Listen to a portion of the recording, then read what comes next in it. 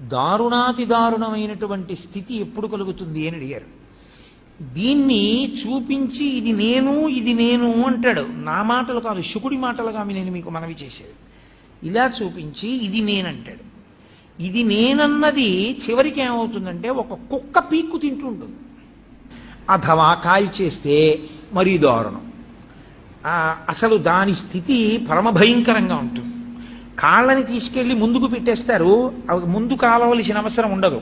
మిగిలిన శరీరాన్ని ఇక్కడి నుంచి కట్టెల మీద పడుకోబెట్టి ధైర్యశాలి అయి ఉంటాడు ఆయన.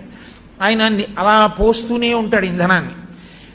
బాగా పోసేసి కాలిపోయిన తర్వాత తల కాలిపోయేటట్టుగా చూస్తాడు ముందు. పట్టన్న ధ్వనితో కపాలం పేలిపోగానే సంజ్ఞ చేస్తాడు, స్నానం చేసి మీరు వెళ్ళిపోండి అంటాడు.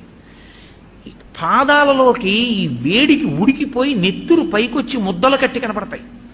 ఆఖరణ ఇంకా ఈ కాళ్ళని పెద్ద ఇనప తెడ్డు లాంటిది తెచ్చి ఎత్తి వెనక్కి పడేస్తాడు. అది ఇలా పడేస్తే వెనక్కి పడిపోయి కాలిపోతాడు. అప్పుడు చూసుకుంటూ ఉంటాడు జీవుడు పైన నిలబడి. దీని కొరకు ఇన్ని మాటలు ఇలా అన్నాను. నేనని ఎంతమందితోటో అహంకారానికి పోయాను. అదిగో అలా ఉడికిపోతోంది.